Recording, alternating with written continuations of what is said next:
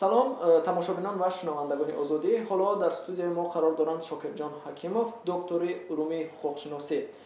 дар ҳамин шабу рӯз оё зарурате барои ворид кардани тағйирот ба сарқонуни Тоҷикистон вуҷуд дорад? ягон зарурат барои ворид намудани тағйироту иловаҳо ба Конститутсияи Ҷумҳурии Тоҷикистон вуҷуд надорад. ҳамин тасмими вакилон то куҷо худҷӯш аст? Яъне ин то чӣ андоза тасмими бевоситаи худи ташаббуси бевоситаи худи онҳо аст?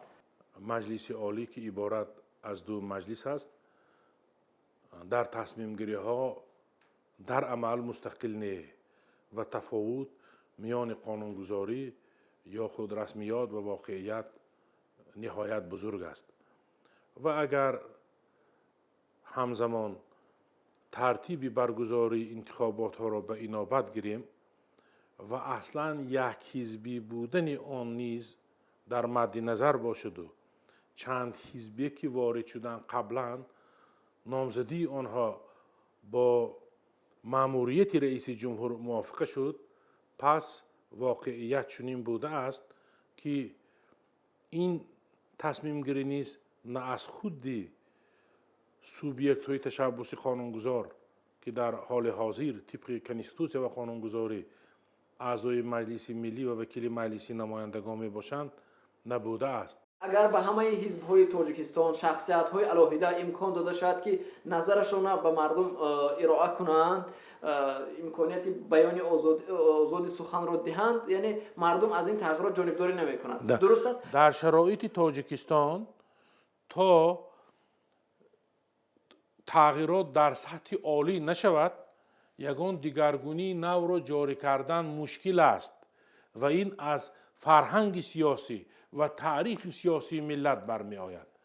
мо бояд ба мардум фаҳмонем ки гап дар бораи будан ё набудани шахсияти Имомалӣ Раҳмон ҳамчун раиси ҷумҳур намерад ва ҳар чӣ ки аз дасташ меомад аз лаҳзаи оғози соҳибихтиёрии кишвар ва истиқлолияти он то имрӯз ба анҷом расонид.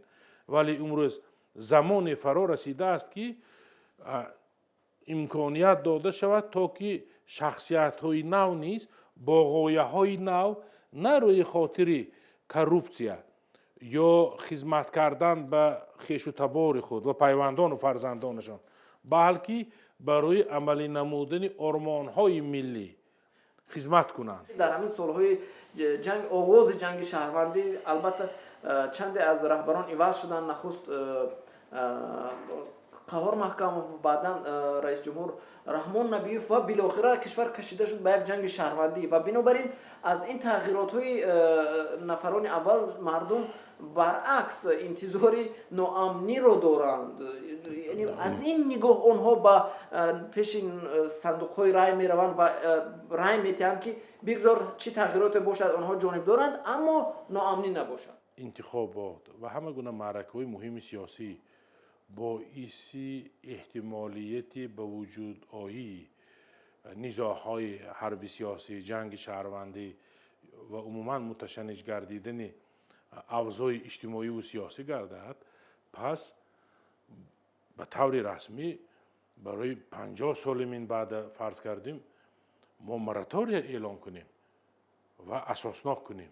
лекин вақте ки моратория ба чӣ эълон кунем? ба интихобот ва дигар механизмҳое ки аз раъи миллат ва иродаи миллат вобаста аст. Яъне интихоботро муваққатан қатъ кунем дар шакли ҳуқуқӣ ва бо далелҳо ва дар мувофиқа бо Созмони Милали Муттаҳид, Созмони Амнияти Ҳамкории Аврупо ва ғайра.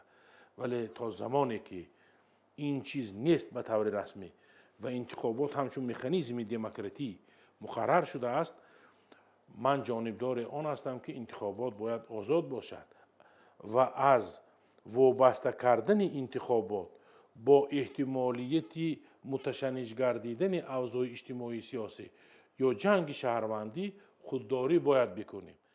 ташаккури зиёд устод барои суҳбати бисёр ошкоро ва самимӣ.